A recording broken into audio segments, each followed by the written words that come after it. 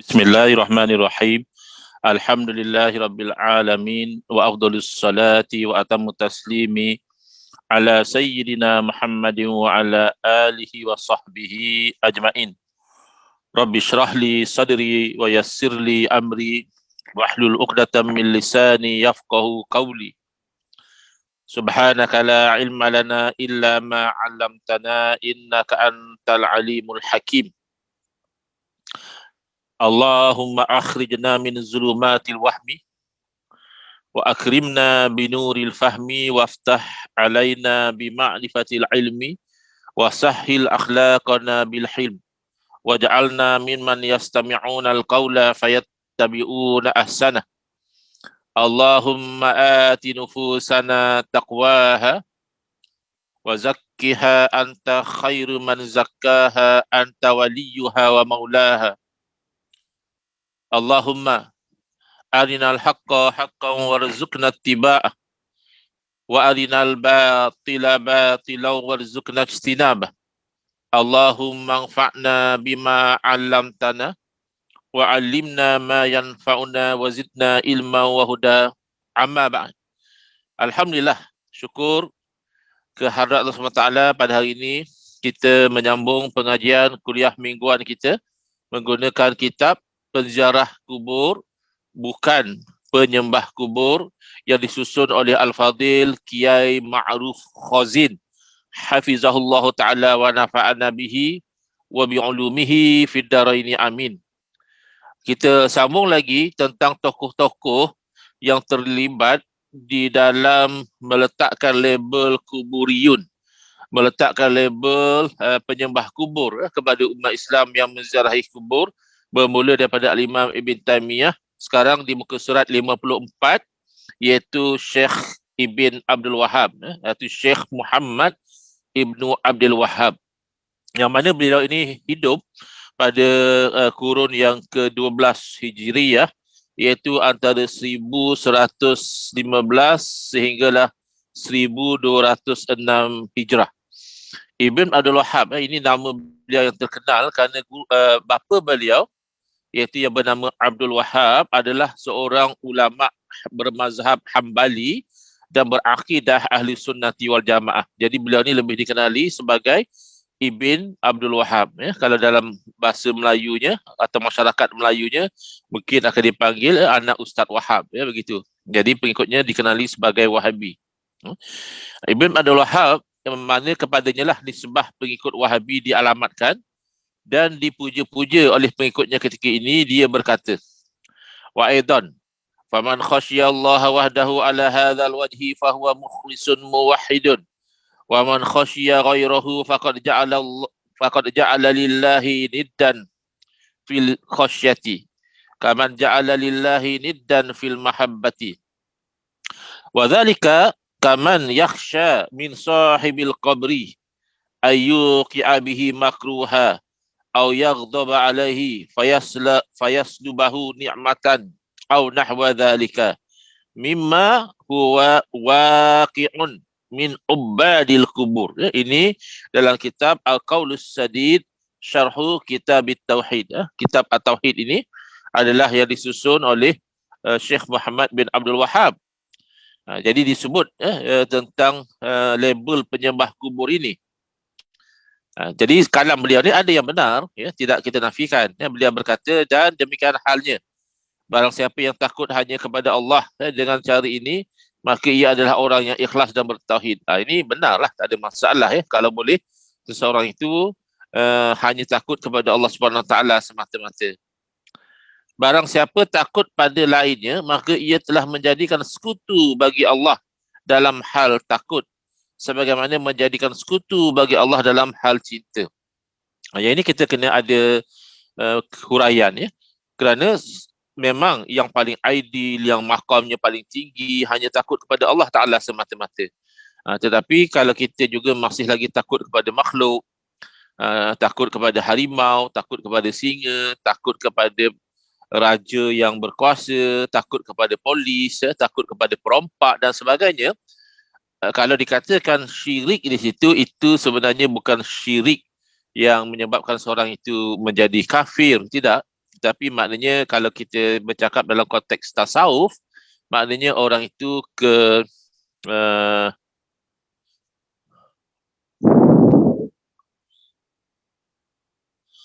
orang itu dia punya apa, kemantapan, keimanan dia tu tidak sampai level yang sangat tinggi. Dia masih level biasa-biasa. Ya, macam kita lah secara jujur. Ya, kita beriman kepada Allah. Kita tidak mensekutukan Allah Subhanahu Wa Taala, tetapi barangkali kita masih takut dengan kata orang, apa nanti orang kata. Kita masih takut dengan bos kita masih takut dengan pemerintah, kita masih takut dengan polis, kita masih takut dengan penjahat. Kita bukan wali Allah. Adapun wali Allah, inna awliya Allahi la khaufun alaihim wa lahum yahzanun. Kalau wali-wali Allah itu, mereka tidak ada ketakutan ke atas mereka itu dan mereka tidak ada yang berduka cita. Kita ni sentiasa ada rasa takut kepada itu, kepada ini. Kita sentiasa ada rasa anxiety, duka cita. Jadi tidaklah sampai kita kata musyrik, ni dah jadi kafir lah ni sebab kamu takut pada selain daripada Allah. Tidak. Ya, kalau kita masih boleh fahami kalam Syekh Al-Wahhab ini dengan maksud syirik yang bukan syirik yang jali, ya, tapi syirik yang khafi, ya, syirik yang tersembunyi. Jadi itu bukan poinnya di situ. Jadi ni yang dia mula nak menuduh umat Islam ni sebagai penyembah kubur. Ya, demikian itu kata dia, sebagaimana ada orang yang takut bahawa daripada ahli kubur itu akan mendatangkan sesuatu yang buruk kepada dia atau marah kepada dia, lalu dia akan menarik sesuatu nikmat dan sebagainya. Jadi sebenarnya takut kepada orang kubur ni itu biasalah berlaku kepada orang-orang yang penakut lah. Kita pun kadang-kadang kalau berjalan malam-malam di tepi kubur tu, lain macam pula, meremanglah bulu roma, seseram pula. Tapi bukanlah berarti sampai kita itu menyembah orang dalam kubur, tidak. Tapi mungkin dah terpengaruh dengan cerita-cerita hantu, ada hantu kat kubur ataupun sebagainya. Tak baguslah kalau nak cakap tentang level orang mukmin yang sebenar. Tak baguslah sampai takut macam itu. Tapi tidaklah pun juga kita sampai mengatakan orang ni dah jadi kafir ni, dia ni sembah kubur, tidak. Tapi yang dimaksud oleh Muhammad bin Abdul Wahhab begitu, dia anggap sembah kubur. Yang mana kata dia itulah yang benar-benar berlaku kepada para penyembah kubur. Jadi boleh jadi juga satu orang pergi menziarahi kepada makam wali Allah dengan penuh rasa kasih sayang, ada juga rasa gerun, sebagaimana kita ada merasa gerun kepada wali-wali Allah yang masih hidup. Jadi tak ada beza kegerunan tu bukan kerana mereka adalah Tuhan, tidak. Tapi gerun kerana mereka ni adalah orang-orang yang hampir dengan Allah Subhanahu Wa Taala. Kadang setengah daripada mereka itu dikurniakan oleh Allah Ta'ala firasat yang tajam. Ittaqu firasatal mu'minin, kata Nabi SAW. Hendaklah kamu bimbang dengan firasat orang mukmin. Kalau orang mukmin yang benar-benar soleh ni, dia memandang dengan panduan daripada Allah Ta'ala. Kadang-kadang kita tidak ada cerita apa lagi, tapi dia sudah boleh describe apa yang ada kaitan dengan kita itu secara yang betul dengan apa yang sebenarnya realitinya begitu. Jadi ini bukan menilik nasib atau sebagainya, ini adalah firasat. Sesuatu yang dikurniakan oleh Allah Ta'ala kepada orang-orang mukmin yang soleh, yang benar-benar bersih, ya, hatinya itu ada firasah yang tajam. Jadi sama saja, sama ada mereka hidup atau mati, ya, kalau dari segi hakikat kita hanya takut kepada Allah. Wali Allah yang masih hidup atau wali Allah yang telah meninggal dunia, mereka bukan Tuhan. Mereka tidak mampu secara hakikatnya mendatangkan sebarang kebaikan atau menolak sebarang keburukan, tak mampu. Adapun kalau mereka boleh mendatangkan kebaikan ataupun menolak keburukan, itu hanya sebagai usaha dan ikhtiar, atau kita panggil min haif al-asbab, hanya daripada sudut cause and effect, hanya daripada sudut sebab dan musabab, bukan kerana mereka itu memiliki ciri-ciri ketuhanan, sebagaimana yang disalah sangka oleh golongan Wahabi. Kalau kita cerita tentang kehebatan wali-wali Allah, wali boleh buat begini, wali boleh buat begitu, dia sangkakan itu adalah ketuhanan. Tidak. Dia hanya perkara yang Allah izinkan berlaku di tangan para wali, sebagaimana Allah izinkan berlaku pelbagai perkara di tangan kita. Kita yang bukan wali Allah ni macam-macam juga kita boleh buat. Kita boleh bergerak ke sana, bergerak ke sini, angkat itu, angkat ini, mendatangkan kebaikan macam ini, mendatangkan keburukan macam itu. Bukan berarti kita Tuhan. Kemudian tokoh ulama Wahabi, ya, tapi beliau tidak hidup sezaman dengan Muhammad bin Abdul Wahab lah. Beliau hidup sezaman dengan kita, tapi sudah meninggal dunia, iaitu Syekh Ibn Bas, iaitu nama beliau adalah Abdul Aziz bin Abdullah bin Bas.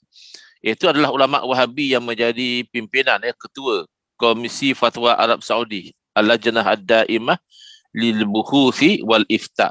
Ada apa tu? Permanent Committee for Research and Fatwa.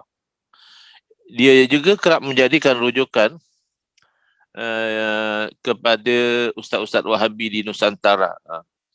Baik ustaz-ustaz Wahabi di Malaysia, di Indonesia, mereka akan kerap merujuk kepada fatwa-fatwa, pandangan-pandangan Syekh Ibn Baz.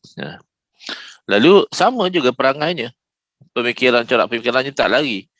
Apa yang beliau sebut dalam fatwa itu, kata dia, la tasihus salatu wara'a ubbadil kuburi wa 'alal muslimi ayyunasiha akhahu alladhi yajhalu hukma as-salati wara'a ubbadil kubur. Tidak sah sembahyang. Dia sebenarnya kalam ni zahirnya betul, ya. Tidak sah sembahyang di belakang, maknanya kita jadi makmum kepada imam. Imam tu siapa? Ubbadil kubur, di kalangan para penyembah kubur. Tak sah. Dan hendaklah seorang muslim itu menasihati saudaranya yang jahil tentang hukum solat di belakang penyembah kubur. Memang betul lah. Memang tidak sah kita sembahyang berimamkan seseorang yang menyembah kepada selain daripada Allah. Sembah kubur, sembah batu, sembah kayu, sembah bukit, sembah matahari, sembah bulan, hatta sembah malaikat, sembah Nabi sekalipun, kafirlah orang tu. Sebab dia menyembah kepada selain daripada Allah. Bila dia sudah jadi kafir, memang tidak sah kita jadi makmum kepada dia. Macam mana kita orang Islam solat sah bermakmumkan imam yang kafir? Tak sah. Tapi yang mereka maksudkan dengan penyembah kubur di sini bukan betul-betul orang yang menyembah kubur. Yang mereka maksudkan dengan penyembah kubur di sini adalah orang-orang Islam yang menzarahi kubur, kemudian mereka itu berdoa di tepi kubur, sama ada mereka berdoa untuk memohon keampunan kepada orang dalam kubur atau mereka berdoa kepada Allah dengan bertawassul. Mereka tak boleh terima tawassul dengan orang mati. Padahal tidak ada dalil yang mengharamkan tawassul dengan orang mati. Tawassul itu memang sepakat, dibenarkan. Golongan Wahabi pun tidak boleh menolak kalau tawassul itu dengan orang soleh itu memang diamalkan. Cuma mereka terpedaya dengan ketaksupan mereka terhadap fatwa Imam Ibn Taimiyah sehingga membezakan, oh tawassul dengan orang hidup boleh, tawassul dengan orang mati syirik ataupun haram. Mana datangnya? Tawassul itu kan menyebut sesuatu yang baik dalam doa. Sebut Asmaul Husna boleh, sebut amal-amal soleh kita, untuk kita tawassul dengan amal soleh boleh, sebut orang-orang soleh juga boleh. Orang soleh tak ada beza, hidup atau mati mereka soleh. Kita tawassul dengan Nabi SAW ketika bagi dia hidup. Kita itu bukan kita lah, sahabat maksudnya. Sahabat bertawassul dengan Nabi SAW ketika Nabi SAW masih hidup. Lalu kita dah tak boleh tawassul dengan Nabi SAW, alasannya kerana Nabi sudah wafat. Tidakkah tawassul dengan Nabi SAW itu adalah kerana kemuliaan baginda, bukan kerana kehidupan? Kalau kerana kehidupan, ramai saja orang yang hidup, tapi kita tidak tawassul dengan mereka.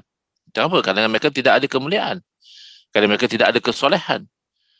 Adakah kemuliaan Nabi SAW terputus dengan sebab baginda wafat? Tidak mungkin. Wahabi pun tak kata begitu. Tapi kenapa mereka menjadi beku sehingga mereka menyangkakan tawassul dengan orang mati itu sembah orang mati? Apatah lagi istighasah, meminta pertolongan dengan orang mati itu adalah menyembah orang mati. Itu tidak betul. Minta tolong dengan makhluk tidak menyembah. Kalau minta tolong dengan orang mati berarti menyembah orang mati, berarti minta tolong itu adalah menyembah. Kalau begitu artinya minta tolong orang hidup juga syirik. Kerana menyembah orang hidup juga haram. Yang menyembah Namrud ketika Namrud masih hidup, yang menyembah Fir'aun ketika Fir'aun masih hidup, ya mereka musyrik. Mereka jadi kafir walaupun yang mereka sembah masih hidup. Jadi minta tolong bukan menyembah. Ini kegagalan golongan Wahabi untuk faham. Lalu dengan itu mereka menuduh orang-orang Islam sebagai ubadul kubur, sebagai para penyembah kubur. Tapi kalau memang confirm orang tu pergi sembah kubur, memang dia anggap kubur itulah Tuhan atau orang dalam kubur itulah Tuhan, ia memang tak sahlah sembahyang di belakang dia. Tapi ada ke orang Islam yang macam itu? Itu persoalannya. Kemudian dia mengatakan orang Muslim istighosah adalah musyrik. Bila kita kata Wahabi ni takfiri, mereka tak mengaku. Man kana yusalli wa yasumu wa ya'ti bi arkanil islami illa annahu yastaghithu bil amwati wal ghaibina bil malaikati wa nahwi dhalika wa huwa musyrikun. Tengok.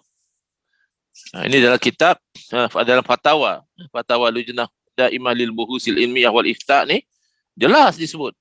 Barang siapa yang dia tu solat, puasa, bahkan dia buatlah semua rukun-rukun Islam tu, zakat, haji dan sebagainya, melainkan dia ni beristighosah dengan orang mati ataupun orang yang tak nampak depan mata dia, yang makhluk-makhluk yang gaib.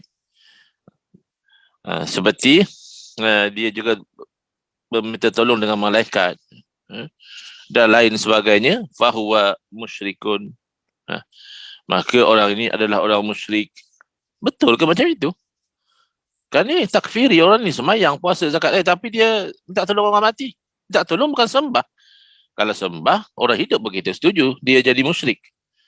Satu orang pergi sembah orang hidup. Dia jumpa orang hidup, kata, kalau Tuhan saya sembah kepada kamu, tolonglah saya dan sebagainya. Ya, musyrik walaupun orang itu masih hidup. Kalau itu hidup atau mati.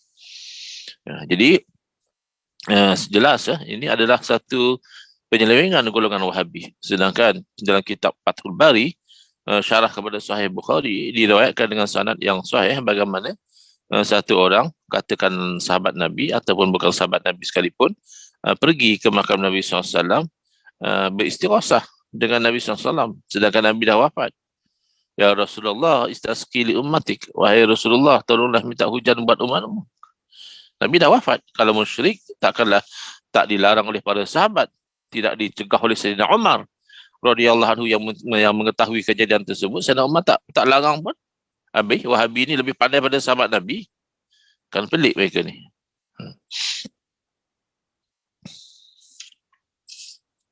Tak tolong dengan malaikat. Apa masalahnya?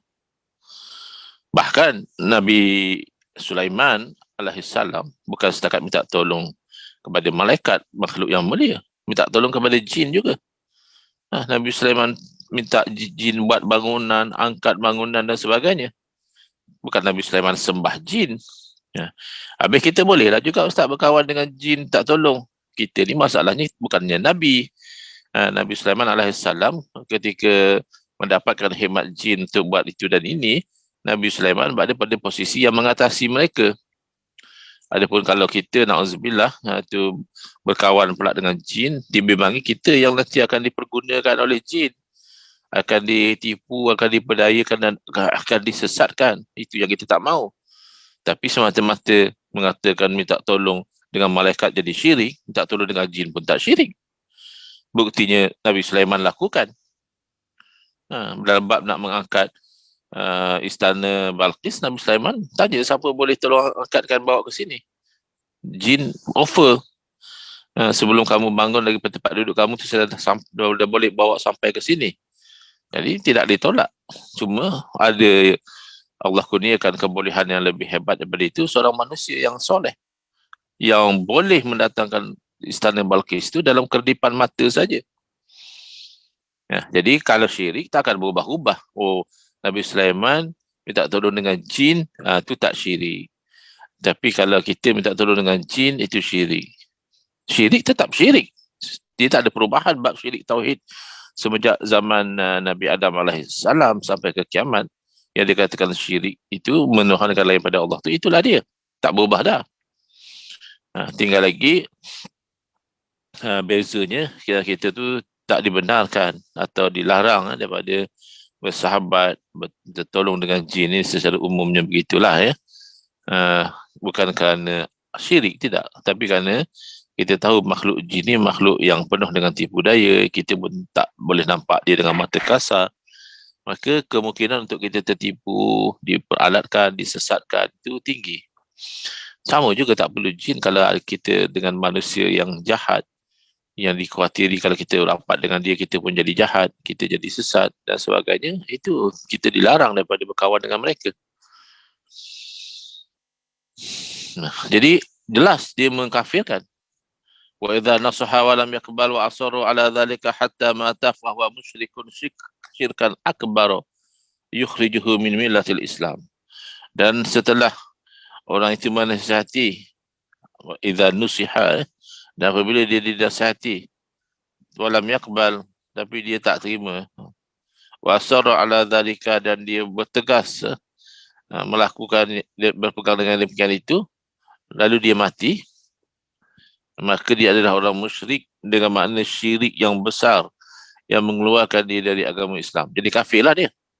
Ini dakwah dia. Wala yusalu wala yusalla alaihi wa salata tal janazati. Jadi kata dia, oleh kerana orang ni mengamalkan istighasah, kalau mati tak payah mandi, tak payah sembahyang, tak payah sembahyang jenazah, tak payah, dan tidak dikuburkan di kuburan orang Islam, dan tidak didoakan keampunan. Mana-mana kafir lah, dia lain macam kafir lah. Dan anak-anak tak boleh mewarisi daripada dia, dia dah jadi kafir. Sebab istighasah, bukan pergi sembah berhala ke, sembah tokong ke, sembah kubur ke, itu memang kita setuju lah kalau sembah. Istighasah bukan menyembah. Jadi mana-mana saudara dia yang bertauhid tak boleh mewarisi daripada dia.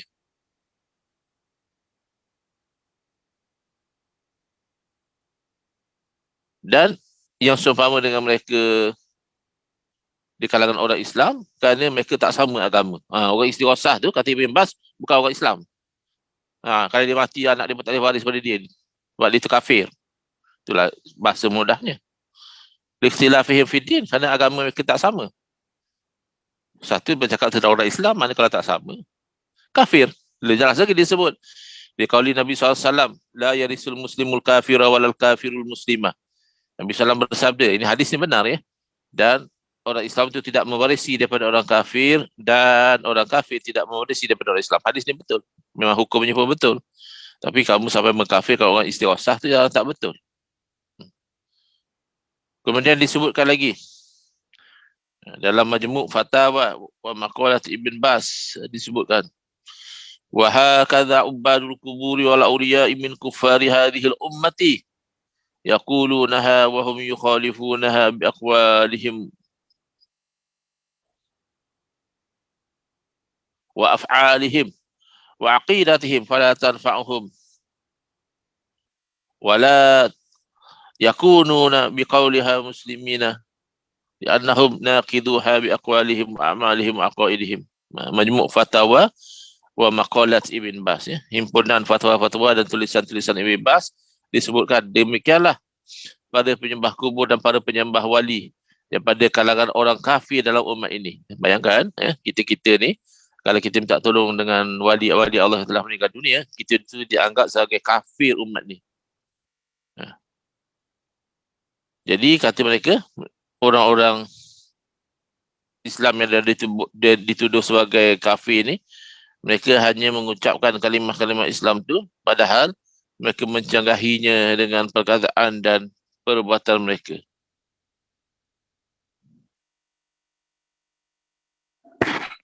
Dan akidah mereka.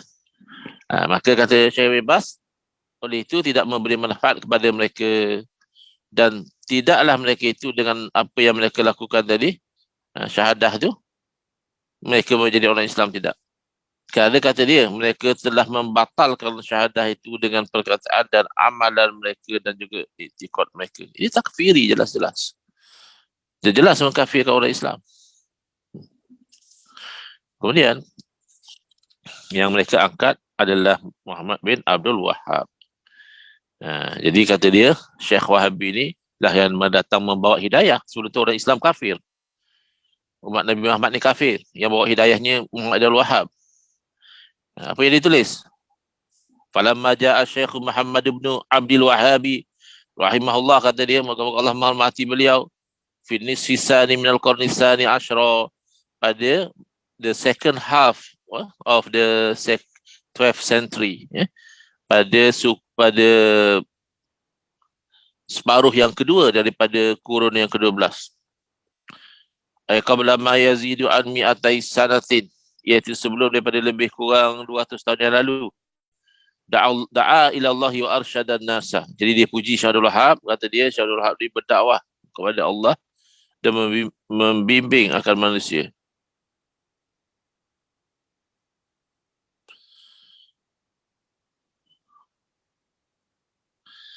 Fa'adahu kathirun minal ulama il-jalahti wa ahlil hawa. Tengok. Ramai ulama yang menentang Muhammad Abdul Wahab ni, tapi dia kata ulama yang jahil. Macam mana?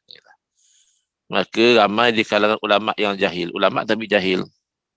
Wa ahlil hawa, dan orang ikut hawa nafsu, kata dia. Melawan Syekh Abdul Wahab. Lakinillahu ayyadahu bi ulama il-haq. Jadi dia mendakwa bahawa Abdul Wahab ni disokong oleh ulama-ulama sebenar, wa bi ali Saud, dan disokong oleh keluarga Saud. Ini betul lah ya. Rahimahul jami', moga Allah merahmati kesemuanya. Fada'al ila Allah, lalu Abdul Wahab ni berdakwah kepada Allah. Wa arsyadan nasa ila tauhidillah, dan membimbing manusia kepada tauhid. Jadi sebelum beliau orang tak faham tauhid, kata. Wa bayyana lahum anna ibadatal jinni wal ahjari wal awliya was solihin wa ghairihim syirkun min amali jahiliyah. Jadi memberitahu kepada orang ramai bahawa menyembah jin, menyembah pendeta, menyembah wali, menyembah orang soleh dan lainnya adalah perbuatan syirik daripada amalan jahiliyah. Ya betul lah. Kalau memang pergi sembah jin, sembah pendeta, sembah wali, sembah orang soleh sekalipun, ya itu syirik. Tapi yang kamu katakan menyembah itu bukan menyembah. Itu hanya kan kalau dengan orang soleh kita muliakan, kita tawasul dengan mereka, kita istighosah. Istighosah min haisul asbab. Jadi dia bernamakanlah orang Islam amalkan istighosah ni, kata dia samalah macam kafir Quraisy fi ibadatihimul Lat wal Uzza wa Manata. Sama bagaimana orang kafir Quraisy yang menyembah kepada berhala Lata, Uzza, Manah, wa ibadatil kubur. Dia kata dia samalah dengan orang kafir musyrik jahiliyah ni, kerana mereka juga menyembah kubur, kata dia. Hadhihi ya a'maluhum. Inilah dia amalan-amalan mereka. Fabayyana rahimahullah linnasi wa hadallahu ala yadaihi man hada. Jadi dia kata setelah orang-orang Islam yang istighosah ni sama je macam orang musyrik yang sembah berhala tu, yang datang menerangkan hakikat ni adalah Muhammad Abdul Wahab. Lalu Allah memberi hidayah di atas kedua tangan itu orang yang Allah beri hidayah. Jadi kononnya Muhammad Abdul Wahab ni pembawa hidayah lah. Thumma ammatil da'watu bila Najdin wal Hijazi wa baqiyatil jaziratil Arabiyah. Kemudian kata dia meliputilah dakwah Muhammad Abdul Wahab ni negeri Najd, itu Riyadh, juga meliputi negeri Hijaz dan yang lain-lain daripada semenanjung Arab, Jaziratul Arab. Wa antashara fiha at-tauhid wal iman. Lalu tersebarlah tauhid dan iman di negeri-negeri yang disebutkan ini. Seolah-olahnya sebelum tu orang tak beriman lah, walaupun haji, walaupun apa, itu musyrik lah, kata dia. Wa tarakan nasu asyirk. Wa tarakan nasu asyirka billah. Dan orang ramai pun meninggalkan kesyirikan kepada Allah. Bila masa orang syirik? Wa ibadatil kubur. Bila masa orang sembah kubur? Wal awliya. Bila masa orang sembah wali? Ba'da'an kanu ya'budunaha. Dia menuduh selepas orang-orang ni menyembah kubur, menyembah wali, Muhammad Abdul Wahab lah datang berdakwah supaya mereka meninggalkan. Illa man rahimallah, kecuali orang yang Allah Ta'ala kasih belas kepada dia.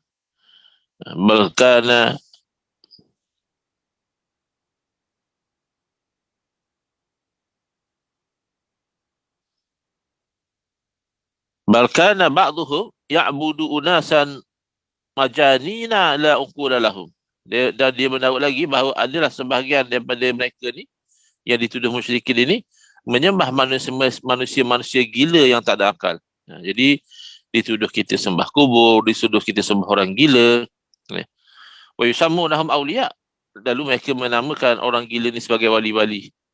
Wa hadza min azimi jahlihim alladhi kanu waqi'ina fihi. Ini adalah kerana besarnya kejahilan mereka tentang apa yang mereka namakan aulia, dan mereka jatuh di atas kesyirikan ini. Ini Majmu' Fatawa dan Maqalat Ibn Baz. Jelas-jelas mengkafirkan, kemudian mendakwa kononnya Syekh Muhammadul Wahab itulah yang membawa hidayah kepada umat. Jadi saya hentikan dulu setakat itu. Saya live ini dari Melaka kerana ada program di sini dan saya terpaksa bersiap-siap untuk musafir semula balik ke KL. Jadi saya cukupkan setakat ini. Next insya-Allah kita sambung di muka surat 59 yang mana Syekh bin Baz lagi melabelkan orang Islam ini sebagai penyembah kubur dan lalu mensyirikkan mereka. Wallahu a'lam. Bismillahirrahmanirrahim. Alhamdulillahirabbil alamin wassalatu wassalamu ala asyrafil anbiya'i wal mursalin wa ala alihi wa sahbihi ajma'in. Allahumma shrah sudurana wa ahsin akhlaqana wa azim ujurana wa nawwir qulubana bi nuri hidayatika kama nataradu bi nuri syamsika abadan abada bi rahmatika ya arhamar rahimin. Walhamdulillahirabbil alamin. Amin ya rabbal alamin. Wal afu